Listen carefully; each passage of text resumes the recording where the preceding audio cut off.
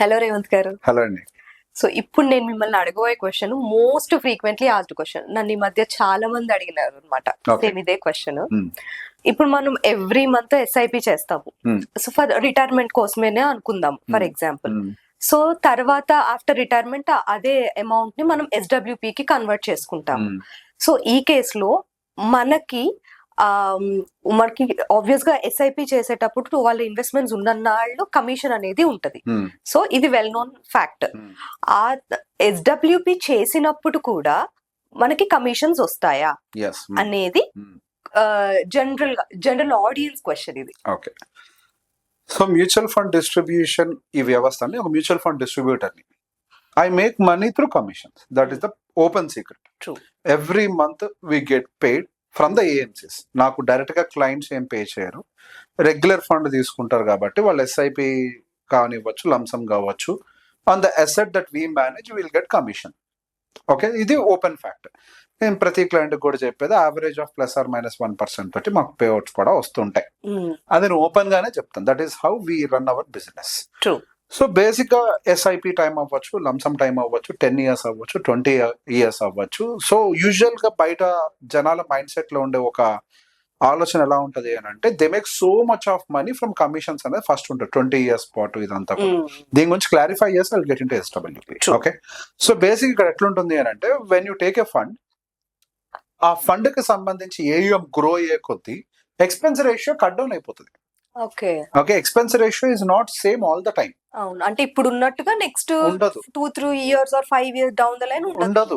Fund size పెరుగుతుంది కదా. There are certain SEBI guidelines. ఇంత ఏయుఎం కి ఈ బ్యాండ్ విడ్త్ లో ఉండాలి అని చెప్పేసి ఒక సెబీ గైడ్ లైన్ ఉంటుంది. దాని ప్రకారం ఏఎంసీలు మెయింటైన్ చేస్తాయి. అది మేము డిసైడ్ చేయడానికి లేదు, అది వాళ్ళు డిసైడ్ చేస్తారు. సో బేసిక్ గా బై డిఫాల్ట్ గా ఏమవుతుంది, ఫండ్ గ్రో అవుతుంది కదా. Every fund will grow at one point. అది గ్రో అయ్యే కొద్ది బై డిఫాల్ట్ ఎక్స్పెన్స్ రేషియో అనేది తగ్గిపోతుంది. సో ఇక్కడ ఇంకొక పాయింట్ కూడా మనం మాట్లాడాల్సింది ఏంటంటే ఈ రోజు మాకు 1% వస్తుంది. లెట్స్ అస్యూమ్ ఫర్ ఎగ్జాంపుల్ ఒక ₹1,00,000 సంవత్సరానికి మాకు ₹1,00,000 ఏదో వస్తుందని అనుకుందాం, 1% అని. సో ఈ ఇయర్ వచ్చే 1 lakh కి వీ హ్యావ్ వాల్యూ. 5 years తర్వాత అదే 1 lakh వచ్చింది అనుకోండి, అసలు మాకు దానికి ఆ లక్షకి విలువ ఉంటుందా? డబ్బు విలువ గురించి నేనేగా మాట్లాడేది. ఇప్పుడు 1,00,000 ఇప్పుడు వస్తే దానికి ఒక విలువ, 5 ఏళ్ల తర్వాత 1,00,000 వస్తే దానికి ఫస్ట్ డబ్బు విలువ లేదు, point 1. Number 2, expense ratio will come down. So in reality ఏమవుతుంది, సో మనీ టర్మ్స్ డిప్రిషియేట్ అవుతున్నాయి కాబట్టి మా ఇన్కమ్ ఫ్రమ్ ద క్లయింట్ తగ్గుతుంది. The same time fund size కూడా పెరుగుతుంది కాబట్టి మాకు అక్కడ ఇన్కమ్ తగ్గుతుంది. బట్ మా బిజినెస్ ఎట్లా సర్వైవ్ చేసుకుంటాం, we keep on increasing the volume. పాత క్లయింట్స్ దగ్గర నుంచి యూజువల్ గా తగ్గిపోతూ ఉంటుంది బికాస్ వాళ్ళకి ఆల్రెడీ పెట్టిన ఫండ్ సైజ్ పెద్దగా అయిపోయి ఉంటుంది. రిటర్న్స్ వచ్చే కొద్ది ఏమవుతుంది, ఫ్రెష్ ఫండ్స్ రావచ్చు రాకపోవచ్చు ఒక ఫ్లెక్సీ క్యాప్ ఫండ్ లోకి, బట్ ఎగ్జిస్టింగ్ ఫండ్ అయితే పెరుగుతుంది కదా రిటర్న్స్ వస్తూ. ఆ ఫండ్ రిటర్న్స్ వస్తూ పెరిగితే by default expense ratio cut down అవుతుంది. సో ఇక్కడ 2 ways లో మాకు అక్కడ ఇది జరుగుతుంది. అంటే మీరు నష్టపోతున్నా నేను చెప్పను, అట్లేం లేదు. సో ఇక్కడ కాకపోతే ఏంటంటే చూసే పర్స్పెక్టివ్ తేడా గురించి చెప్తున్నాను. ఈ రోజు వచ్చే రూపాయికి 5 ఏళ్ల తర్వాత వచ్చే రూపాయికి మీరు చెప్పేది 20 ఏళ్ళప్పుడు ఎస్డబ్ల్యూపి గురించి. You got the point. So point 1, అసలు ఈ రోజు వచ్చే 1,00,000కి ఆ రోజు వచ్చే 1,00,000కి విలువ లేదు. ఒక స్టాండర్డ్ ప్రిన్సిపల్ అంటే every 10 years money will half. ఇట్లా క్యాలిక్యులేట్ చేద్దాం. ఈ రోజు నాకు 1,00,000 వస్తే కోటికి, నాకు 10 years తర్వాత ఒక 1,00,000 వచ్చింది అనుకో, దాని విలువ ఈ రోజున మార్కెట్ వాల్యూ ప్రకారం 50,000. అంతే కదా. అంతే. ఇంకొక 10 years కి 25,000. అది మనీ వాల్యూలో. మళ్ళీ expense ratio cut down. So in general mutual fund ఇండస్ట్రీలో ఎక్స్పెన్స్ రేషియోస్ అవి తగ్గుతూనే వస్తాయి. ఒకప్పుడు చాలా ఎక్కువ ఉండేవి ఎక్స్పెన్స్ రేషియోస్, అవి తగ్గుతూ వస్తున్నాయి. ఎందుకు, వాల్యూమ్ బిల్డ్ అయింది కదా. మరి ఎక్స్పెన్స్ రేషియోస్ ఎందుకు అంత ఉంటాయి అని అంటే ఫస్ట్ లో కూడా there is a fund manager team. ఇప్పుడు మీకు క్వాలిటీ ప్రోడక్ట్, క్వాలిటీ అవుట్పుట్ కావాలి అని అంటే మీకు అవతల క్వాలిటీ పర్సన్ వర్క్ చేయాలి. క్వాలిటీ పర్సన్ మంచి ప్రైస్ తోటి వస్తాడు. If you don't pay a quality price to that person అంటే ఎక్స్పెన్స్ రేషియో, వాళ్ళు ఎక్కడి నుంచి వర్క్ చేస్తారు? How can they hire a quality fund manager, quality research team, quality debt management team ఎట్లా hire చేస్తారు? మీ ఎక్స్పెన్స్ రేషియోస్ నుంచే కదా. You are paying them. బాబు మీరు మా కోసం క్వాలిటీగా పనిచేయండి, ఎక్స్పెన్స్ రేషియో ఒక పైసా అటో ఇటో తీసుకున్నా కానీ మాకు రిటర్న్స్ మీద ఫోకస్ చేయండి. సో నేను ప్రతి క్లయింట్ కూడా ఏం చెప్తాను అని అంటే లో ఎక్స్పెన్స్ రేషియో ఉన్న ఫండ్స్ రిటర్న్స్ ఎక్కువ ఇచ్చినట్టుగా ఎక్కడ ఉంది చూపియండి ఫస్ట్. మీరు లో ఎక్స్పెన్స్ రేషియో కోసం చూస్తున్నారు కానీ కింద నుంచి పోయే రిటర్న్స్ చూడట్లే. Good fund manager will cost high price, అంతే కదా, వాళ్ళు మంచి రిటర్న్ ఇస్తున్నారా లేదా. And number 2, you should always remember expense ratio అనేది ఫండ్ సైజ్ ని బట్టి డిపెండ్ అయి ఉంటుంది. The fund size is big less expense ratio, అంతే, దానికి మించి ఇంకొకటి ఏం లేదు అక్కడ. లో ఎక్స్పెన్స్ రేషియో అంటే గుడ్ ఫండ్ బ్యాడ్ ఫండ్ కాదు. Okay, so keep this topic aside. High expense ratio ఉన్న అది గుడ్ ఫండ్ అని కూడా చెప్పడం లేదు. అట్లా కూడా లేదు, అట్లా కూడా లేదు. దేర్ ఇస్ అ థియరీ, అది నేను పర్సన్ మా క్లయింట్స్ కి ఎక్స్ప్లెయిన్ చేస్తాను దాన్ని. కానీ okay, when it comes to SWP, actually మాకు ఇప్పుడు ఫర్ ఎగ్జాంపుల్ SWP యాక్టివేట్ చేశారు అనుకోండి, ఇప్పటి వరకు ఈక్విటీలో ఉన్నారు, వాళ్ళకు 1 year SWP యాక్టివేట్ చేయాలంటే క్లయింట్స్ కి చెప్తాం we have to rebalance the portfolio అని. ఫర్ SWP నేను ఫాలో అయ్యే థియరీ ఏంటంటే బకెటింగ్ స్ట్రాటజీ. SWP థియరీ అంటే డెట్, హైబ్రిడ్, ఈక్విటీ, ఇట్లా 3 buckets తో ఫార్మ్ చేసి నేను ఇంప్లిమెంట్ చేస్తాను. అప్పటిదాకా ఈక్విటీలో ఉంటే నాకు ఒక రిటర్న్ వస్తుంది, నాకు వచ్చేది కూడా కమిషన్ ఒకలాగా వస్తుంది. When I form this bucketing strategy, I have to shift some funds to debt, where debt funds will not have any expense ratio, I mean very basic expense ratio. అక్కడ మాకు వచ్చే commission ఎంత ఉంటుంది? You got the point, తగ్గుతుందా? So SWP లోకి వస్తే even we have to get compromised. ఎందుకు? ఇక్కడ క్లయింట్ కోసం సర్వీస్ ఇవ్వాలి, క్లయింట్ నేను ఎక్కువ సర్వీస్ ఇవ్వాల్సి ఉంటుంది. ఇన్ఫాక్ట్ నాకు ఇక్కడ డబ్బు తక్కువ వస్తుంది కదా, ఇక్కడ పని తక్కువ ఉండదు, ఇక్కడ పని ఎక్కువ ఉంటుంది. గతంలో అంతా accumulation time, we keep adding them, మంచి ఏదో ఫండ్ చూసుకొని పెట్టుకుంటూ పోతాం. It's different ball game. When it comes to SWP it is not like that. ఇక్కడ నుంచి అసలు జీవితం మొదలవుతుంది.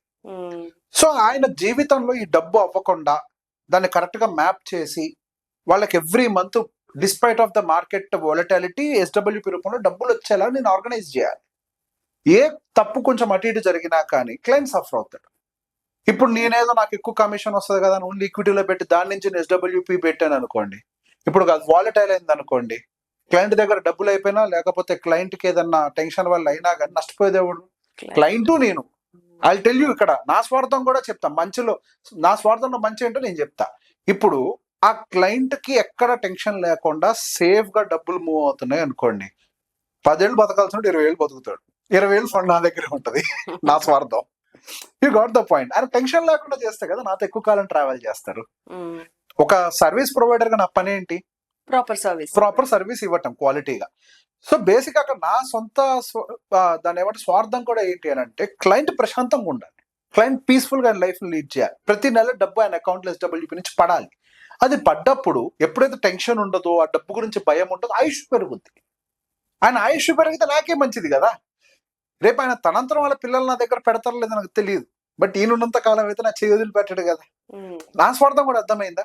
సో నేను హై ఎక్స్పెన్స్ రేషియో ఏదో 1-2 సంవత్సరాల కోసం చెప్పేసి నేను దాన్ని కకృతి ఫీల్ అయ్యాను అనుకోండి, గ్రీడీగా ఫీల్ అయ్యాను అనుకోండి, ఏమవుతుంది? క్లయింట్ దెబ్బతింటాడు, క్లయింట్ వెళ్ళిపోతాడు.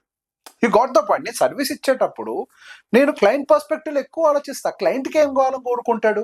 రేవంత్ నాకు మంచి సర్వీస్ ఇస్తాడని కోరుకుంటాడు.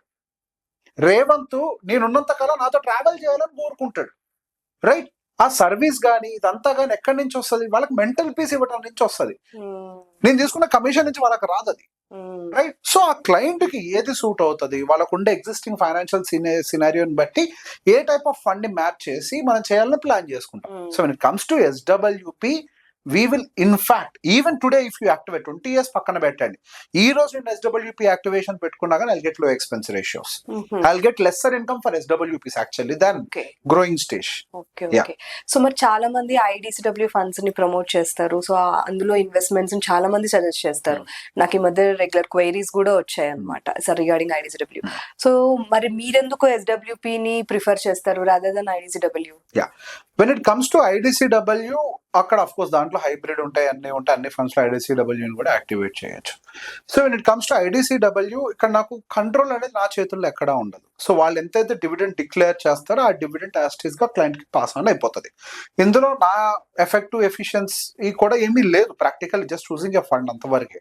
ఇక్కడ ఏమవుతుంది అని అంటే ఈక్విటీలో పెట్టినప్పుడు if market is volatile, market కిందకు పడ్డప్పుడు IDCW ఫండ్ కూడా కిందకు పడిపోతుంది. సో ఇక్కడ బకెటింగ్ స్ట్రాటజీ ఎందుకు ఫాలో అవుతాను? ఇన్ఫాక్ట్ ఇప్పుడు ఒకవేళ మార్కెట్ 5 years పాటు కింద ఉన్నా కానీ I have a debt bucket where it can support for that 5 years also. Okay. So that ఏమవుతుంది, ఈక్విటీ రిలేటెడ్ యూనిట్స్ అనేది నేను అమ్మకుండా ఉంటాను. ఎప్పుడైతే మార్కెట్ మళ్ళీ రికవర్ అవుతుందో అవసరాన్ని బట్టి మళ్ళీ డెట్ బకెట్ ని రీఫిల్ చేసుకోవటమో, లేకపోతే ఈక్విటీ నుంచి మనము ఎస్డబ్ల్యూపీని యాక్టివేట్ చేయటము. సో బేసిక్ ఇక్కడ ఏం చూస్తానంటే నా క్లయింట్ కి సంబంధించిన ఈక్విటీ యూనిట్స్ ని సెల్ ఆఫ్ కానీ కూడా చూసుకోవాలి. ఓకే. ఇప్పుడు ఫర్ ఎగ్జాంపుల్ గా మాట్లాడుకుందాం, ఇప్పుడు 100 రూపాయలది ఉందండి. ఇప్పుడు నాకు నెలకు వచ్చేసరికి 100 రూపాయలకి 100 రూపాయలు ఉంది, వాళ్ళకి ఒక 10 యూనిట్లు ఉన్నాయని అనుకుందామండి. ఇప్పుడు ఫర్ ఎగ్జాంపుల్ వాళ్ళకి నెలకి 10 రూపాయల చొప్పున విత్డ్రా చేయాలనుకోండి, అంటే నెలకు ఒక యూనిట్ అమ్మేయాలి. అనుకోకుండా ఎన్ఏవి వాల్యూ 8 రూపీస్ కి పడ్డది. 10 రూపాయలు కావాలంటే ఎక్కువ యూనిట్లు అమ్మాలి కదా. You got the point. అదే డెట్ అయితే పడదు కదా. డెట్ అయితే 0.5% చొప్పున యావరేజ్ గా పర్ మంత్ పైకి వెళ్తుంది, కానీ ఈక్విటీ పడచ్చు. When it comes to IDCW ఆ ఛాన్సెస్ ఎక్కువగా ఉంటాయి. అట్ ద సేమ్ టైం ఏమవుతుంది అని అంటే, if there situation is extremely bad because of the markets, IDCW కొన్ని నెలలు ఆపుతారు కూడా. Every good fund has that history of stopping IDCW because of the bad situations, bad market situations. ఇప్పుడు అక్కడ market situation కి నా క్లయింట్ లైఫ్ కి ఏంటి సంబంధం? నా client life despite of any out situation అది సర్వైవ్ అవ్వాలి కదా. ఇవన్నీ పడిపోతుంటే చూసి ఎట్లా తట్టుకొని ప్రశాంతంగా బతకగలుగుతాడు? నేను ఆయన లైఫ్ స్మూత్ గా తీసుకెళ్ళడం నా టార్గెట్. ఆయన టెన్షన్ పడద్దు, పీస్ఫుల్ గా బతకాలి, ఆయన రిస్క్ కు అనుకూలంగా నేను దాన్ని మ్యాపింగ్ చేసి పెట్టుకోవాలి. So that is the reason. In fact నాకు ఐడిసిడబ్ల్యూ చేసి పెట్టేస్తే అసలు నాకు పనే లేదు. Number 2, I get more commission also. మంచి ఈక్విటీ ఫండ్స్ మంచి ఏదో సెలెక్ట్ చేసి పెట్టేస్తే అయిపోయి నాకు వచ్చేస్తూనే ఉంటుంది ఈక్విటీ. డెట్ లో పెడితే నాకు కమిషన్ కూడా రాదు. బట్ నేను డెట్ లో పెడుతున్నాను కదా. నేను డెట్ లో ఎందుకు పెడుతున్నా? నా కమిషన్ తక్కువ వస్తుందని తెలుసు కూడా.